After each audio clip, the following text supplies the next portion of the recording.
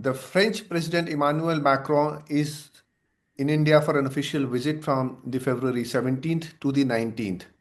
Macron's visit, though coinciding with the AI summit in New Delhi, is expected to focus on the military industrial cooperation between India and France. France has been India's most trustworthy partner in the defense sector, most trustworthy Western power in the defense sector. And this visit is expected to enhance the capacities and capabilities of Indian defense.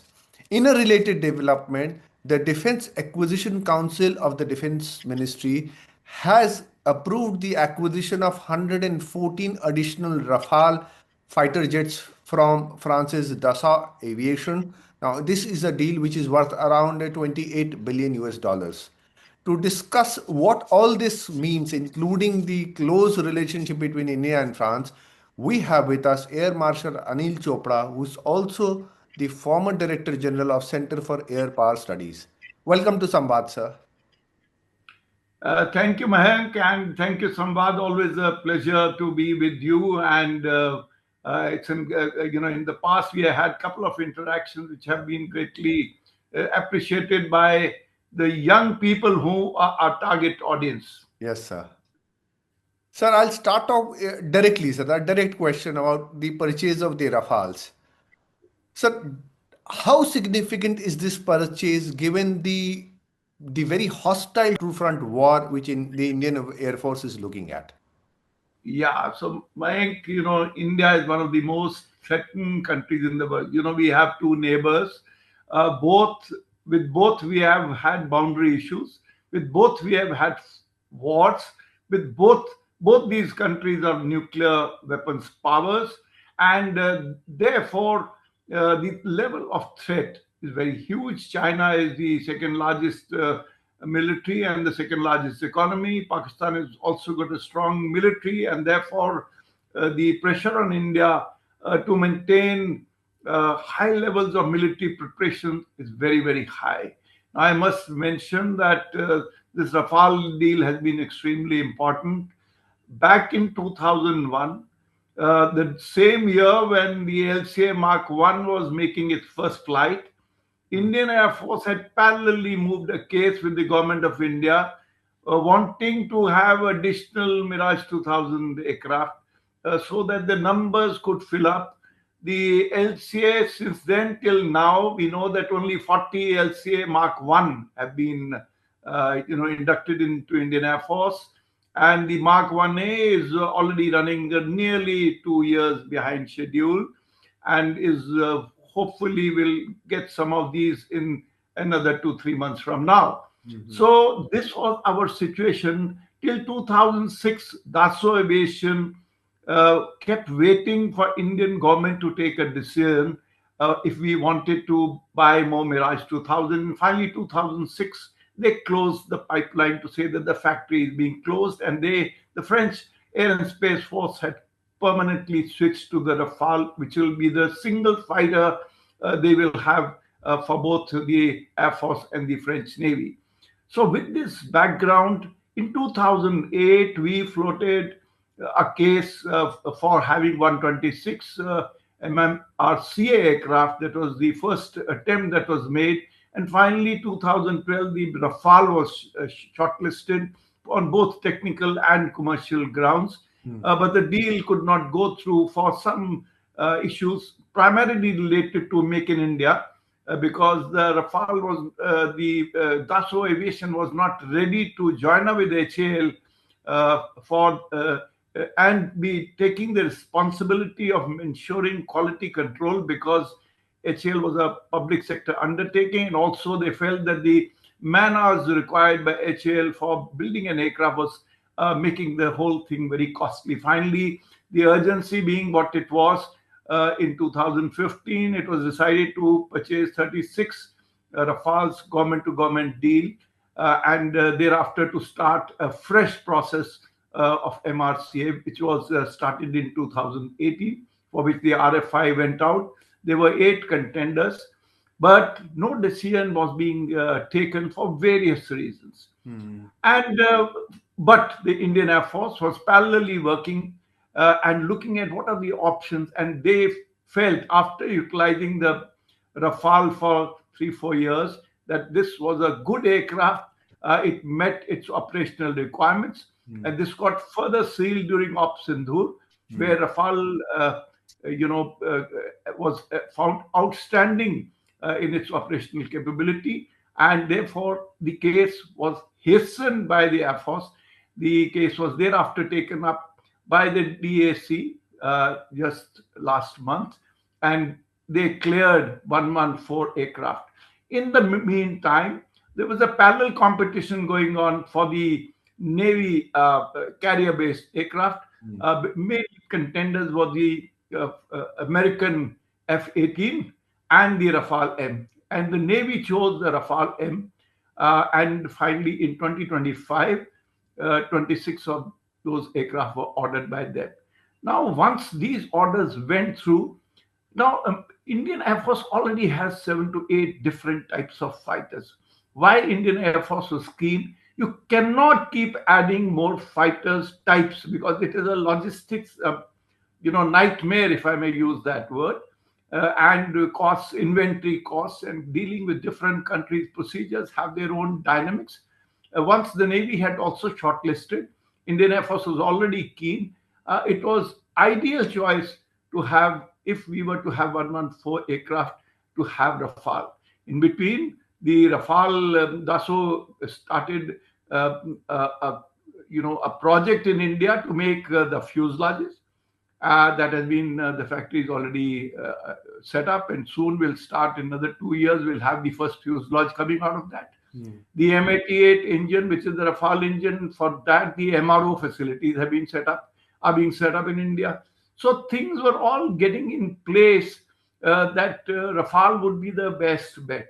And I'm telling you that it is not only operationally the best bet, also from industrial point of view, from manufacturer point of view, it is very good. Of course, only the DAC, that is the MOD at the level of Raksha Mantri, has cleared it.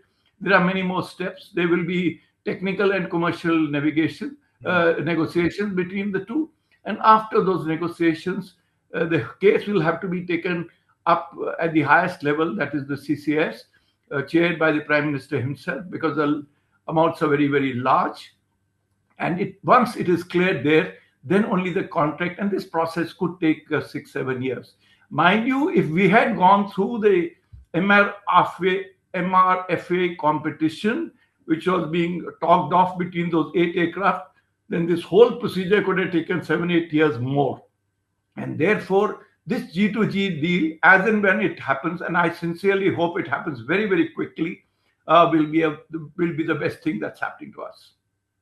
Sir, a lot was said after Operation Sindoor about the not so good performance of the Rafales. Obviously, from handles coming across the border, and perhaps the industry which was competing with the Rafales, the Dassault. But obviously, the Indian Air Force has seen something which makes it prefer the Rafales. So, I mean, you obviously know much, much more than we people do. So, what makes Rafale the choicest fighter jets for the Indian Air Force? What are the capabilities which make it the best for operations in India and the neighborhood? Yeah, let me first tell you some good features about Rafale. Rafale is only 4.5 generation, because to be a 5th generation aircraft, you have to have full stealth. This aircraft doesn't. It has only front hemisphere stealth, which is better than all the competitors, all 8 of them, as for the stealth part of 4.5 generation aircraft is concerned. Mm. Now it has one of the best radars among the 8. Its electronic warfare suite, again, is one of the best in the world, not only among the 8 contenders. The weapon platform is good. The Meteor, of course, now Meteor has got a new version called the extended range version. The Scalp has done exceedingly well. Op Sindhur maintainability is very good. The serviceability rates are 85 to 90%. That means the aircraft available for missions are much larger numbers vis-a-vis the other fleets that we've had, certainly also the Russian fleets in the past. So, considering all this, I must mention that the aircraft is an outstanding aircraft on technical grounds. The Air Force has operated it from 2021 till now. That's about 5 years. And in these 5 years, the Indian Air Force has understood not only the operational part, but also the maintainability, the supply chain, the logistics, backups, and everything else. Now, at this stage, now to introduce yet another fleet, I think is not sensible. 36 is not is only two squadrons.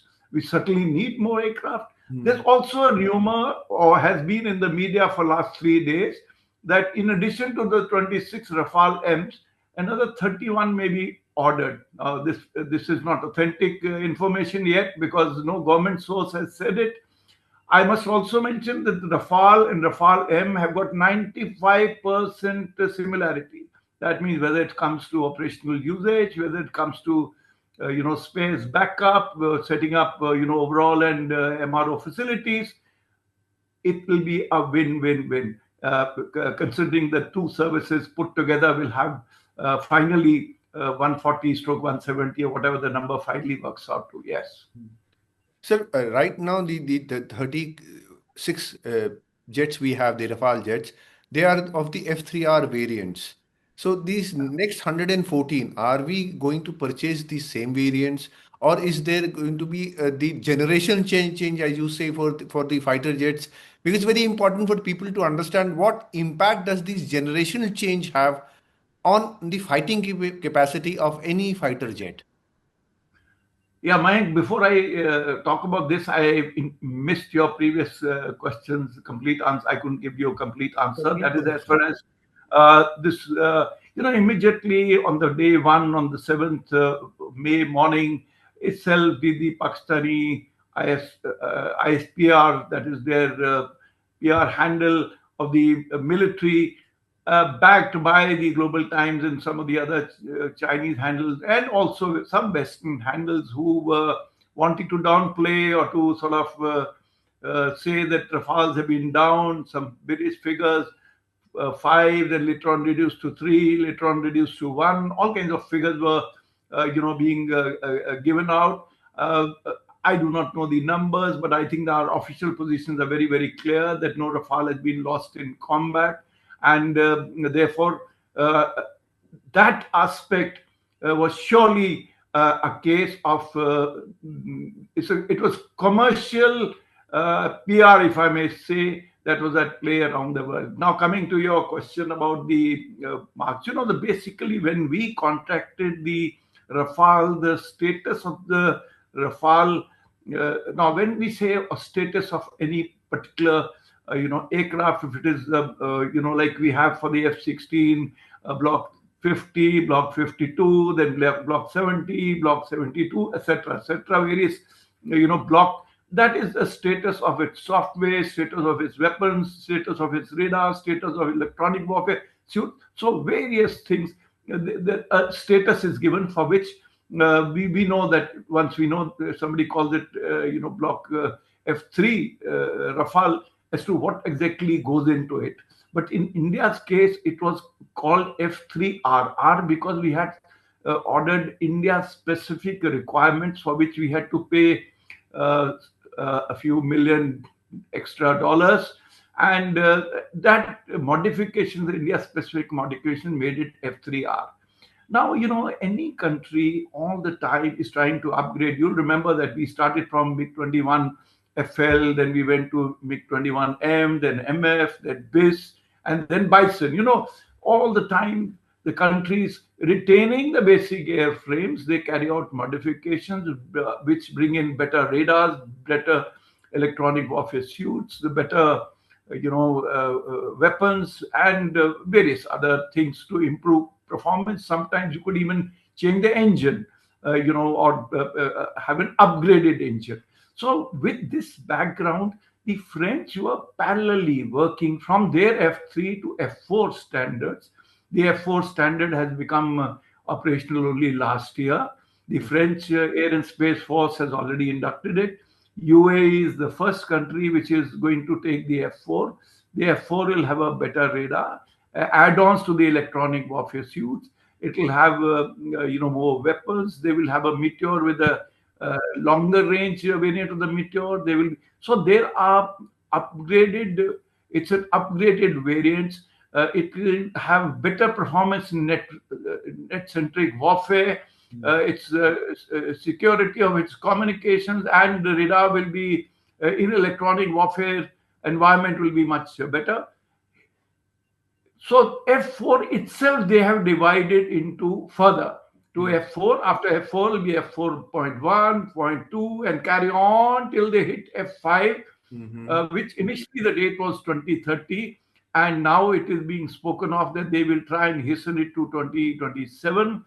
And F5 will imbibe fifth and sixth generation technologies, which are already coming up in their other programs, FCAS and GCAP programs of the Europeans, from where they will imbibe some of the sixth generation technologies. But mind you, even after that, the F5 will not be a fully stealth aircraft because the basic airframe will remain same.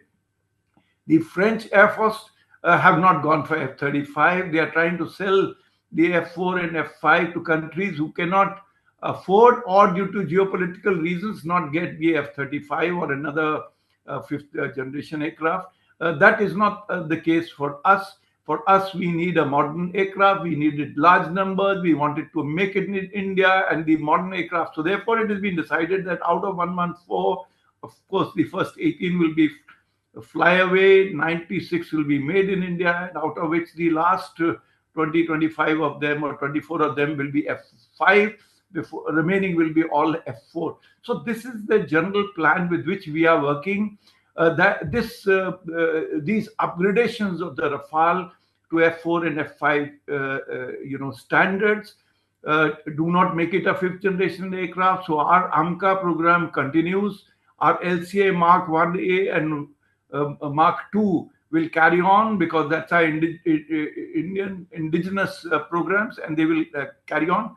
And these numbers are urgently required because Indian Air Force is already down to 29 squadrons, vis-a-vis the authorized 42.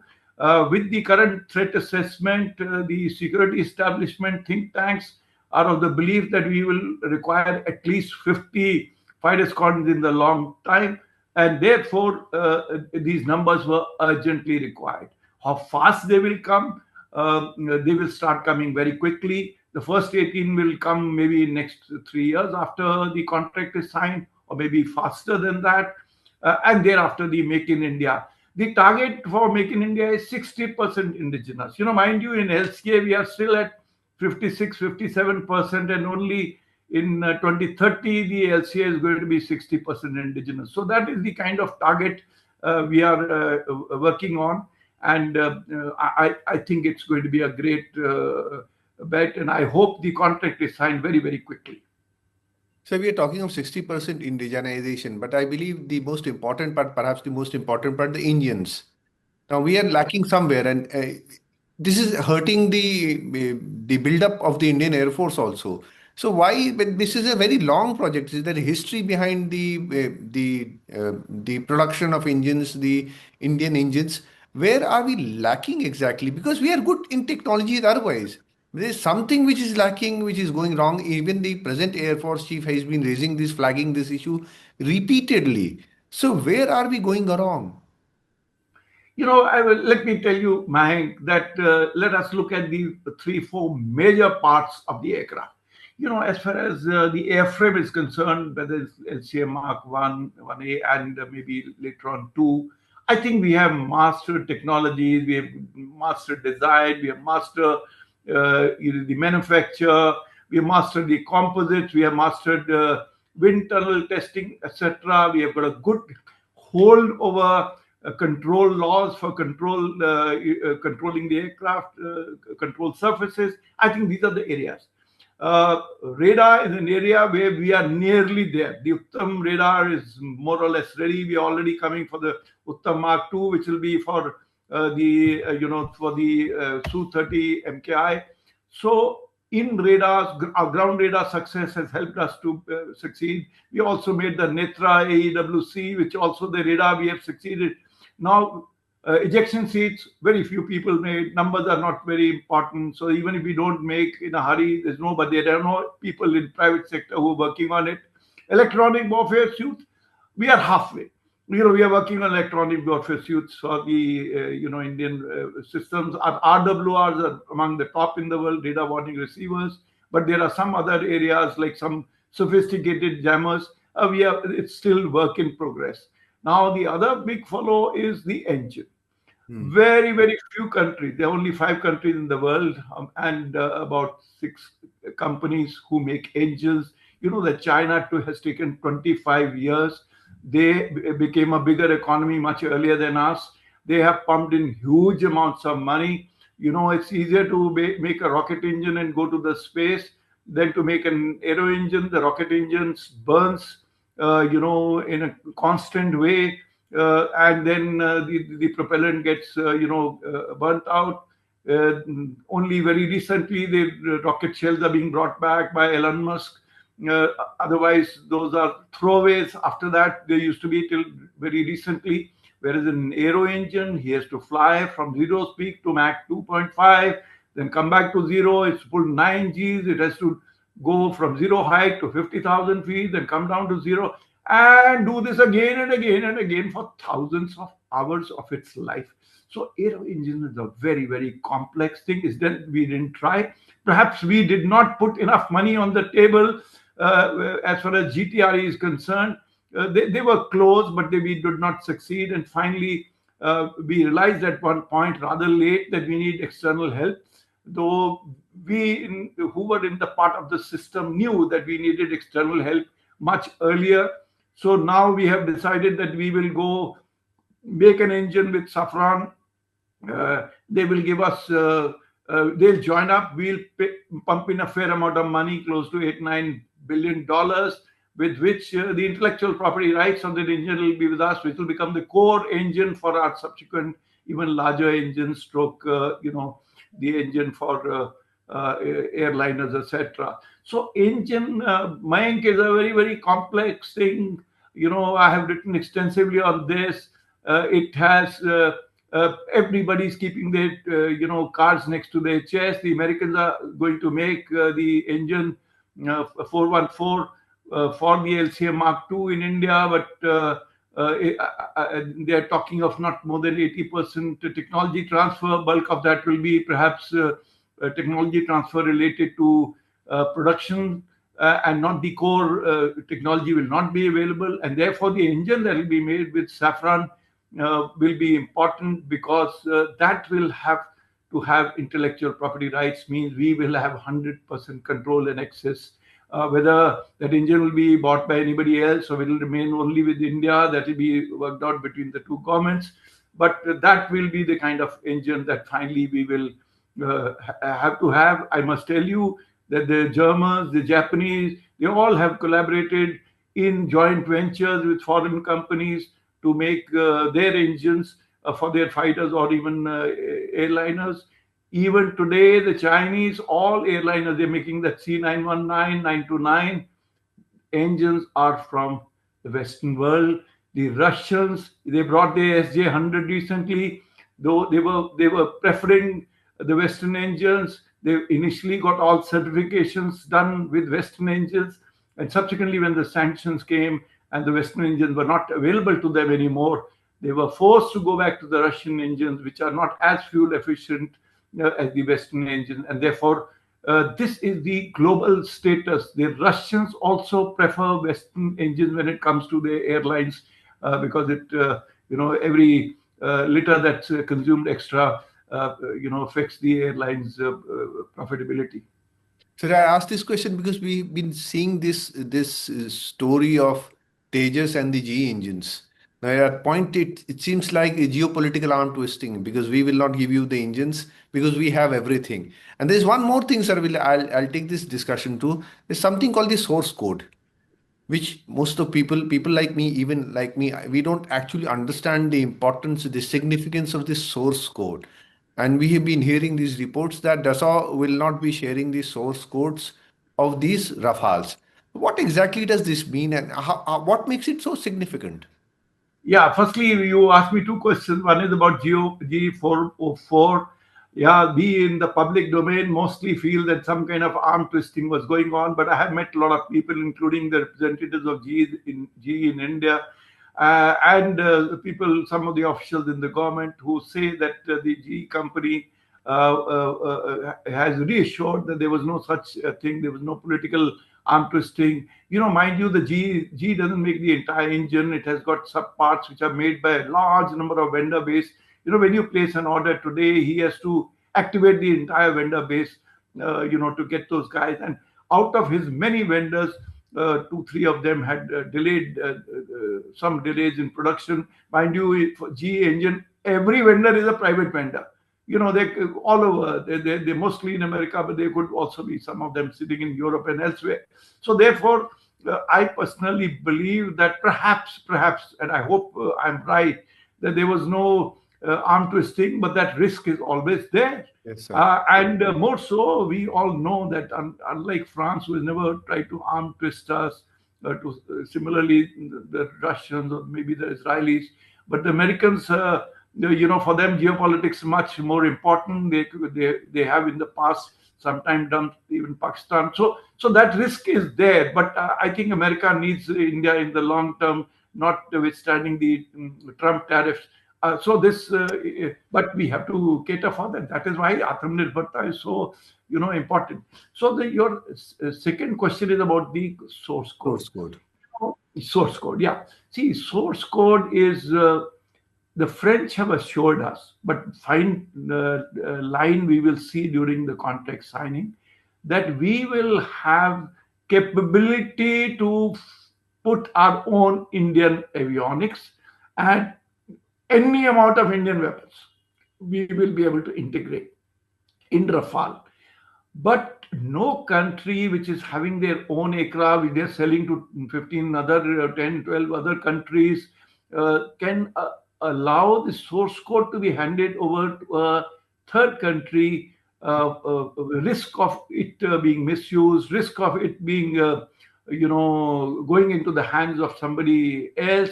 So the current arrangement on Rafale, which is likely to be, is that they will allow us, when you want to integrate, let's say, a American or French or Russian weapon, for example, onto a French aircraft, they will be very worried. They will like to be fully involved in this exercise. Hmm. So that is when BrahMos will be integrated, let's say, on Rafale later on. They will like to be part of this whole exercise, and that's why the source code will have to be under their control, but they will let you do it. You remember that initial negotiation when we were insisting on the Israeli dash helmet that we had chosen to be put in the Rafale, for which we paid extra money in those India-related enhancements. They made a big issue about it because they said we will not let the Israelis get access to our source code, because Israelis wanted that source code so that they can integrate the helmet. So they will be this will be an issue. They will keep a control So of. what exactly, how do you explain a source code to a layperson? What exactly is a source code? Because lots of coming out in the newspapers. Yeah. It's not easy to explain source code as Just a briefly, sir, in very a briefly, very briefly. layman's terms. But all you can say is, see, the entire final software of the mission computer, which finally integrates with the different weapon systems, electronic warfare, radar, etc., is that software algorithms are controlled by the source code. Hmm. Now, that source code, if they open, I'll give you an example. In MiG-21 base upgrade, when I was in Russia, they did not give us the source code to become totally independent on MiG-21 upgrade in India subsequently, because that will mean I have the liberty to change the algorithms or not change, but certainly you will be able to play with the algorithms, which can have impact on so many other systems. So source codes are normally kept very tight. I think this much is sufficient to Yes, sir. explain to a general public. Yes. Yes, sir. Sir, one final question. We are running short of time, but very briefly, sir, you were a pioneer of the Mirage aircraft. So the very history of Indo-French defense relationship. It's a very long history, but if you were to somehow summarize this into a couple of minutes, how Yeah, does this be? I will give some, Mayank, I'll give you some quick bulleted points. One is that we all know that there were five French territories, Goa was of the Portuguese. Similarly, we had five French territories, primary of which was Pondicherry. The transition from in 1954 was extremely smooth. We didn't have to have a war like we did in Goa Liberation War. I mean, they realized that, okay, they have become independent, so they just handed over those territories without making much fuss about it. Second, in the 50s, the first aircraft that we bought, the Indian Air Force bought in large numbers, more than 100, was Oregon, which is called Tufani, and subsequently we bought the, Mystere, both from Dassault company. Again, over 100 were bought. Both these aircraft did exceedingly well till 65 war. Thereafter, there was a little lull because we were heavily with the Russians. Then came the Indo-French Jaguar.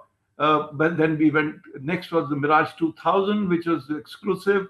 One thing good about France, I must mention this, among the very few countries in the world which makes everything. Means the airframe is there, the engine is there, the engine, for example, Safran makes, then their avionics are again there. So all of the aircraft components, barring the ejection seat, which comes from UK, the Martin Baker, everything else is made by a single country. If I was to go to buy a Eurofighter of, the Saab, we will have engine of maybe America and subsystems from different countries of the European countries. So therefore, France had that. And then from Mirage 2000, we know it became the choice of aircraft for Balakut strikes. It was the aircraft which got showcased during the Kargil war. So Mirage 2000 done an extremely good job, and now it's going to be, it came in 1985. So, we have covered a long distance over 40 years, Mirage 2000. So now thereafter the Rafale has come. The French are very good at aircraft. Dassault himself was a great designer in World War II, and from there has emerged the French connection, if I may use that word. And they are not just making French fries and good cosmetics, they are making the best aeroplanes in the world. Yes. Sir, I think we are short of time, and although it's a very, very good learning experience because people are curious about what is going on with Rafales. Why are we putting all our fighter jets into one basket? So, and we can only hope that this visit of Let me sir, clarify this the single part. We at one point 85% of Indian armed forces was the Russian basket. We are systematically bringing the Russian basket down. You remember that even today, 45% of Indian Air Force is single type Russian Su-30. 45% of Indian Air Force, mind you. So therefore, we are trying to reduce the basket elsewhere. We have already the Americans have got into the ecosystem, Indian Air Force's ecosystem, aviation ecosystem, everywhere except fighters. Means the C-17, C-130, the Apache, the Chinook, the R-60 of the Navy, all helicopters, transport aircraft. The Americans are here in large numbers. So we are already shifting the baskets from one side to the other. So as far as the French are concerned, even when we buy the Rafale, our basket is not going to be very large because this Russian basket is still very huge. And we are gradually going to bring, and subsequently our target is to increase Indian basket. Once LCA Mark 1A start coming in bigger numbers and Mark 2 happens, NAMCA happens, our target is by 2040, we should have 40% indigenous, 30% maybe the French, and 30% anybody else's, or maybe Russian. So that is the way we are trying to control this basket. Yes. like any self-independent country, sir, Atmanirbhar Bharat is a very important facet of not only defense but every sector across the country because we need to be independent, and strategic autonomy should not only be a word of diplomacy; it should be implemented. But on a Third complete, largest economy, third largest economy of the world. We are going to be in 2 years from now, and if we are not the third, by another 5, 7, 10 years, if we are not the third largest manufacturer of defense equipment, then it's not good. Yes, we must Agree. be self-dependent and be making for the whole world. Yes. But we hope that this visit of President Macron turns out to be very successful. We already have a very close relationship, and we hope that it continues to grow even further. Thank you. Yeah. Thank you for your time, sir. Thank you so much. Thank you, Mayank. Always a pleasure. Thank you, sir. Thanks.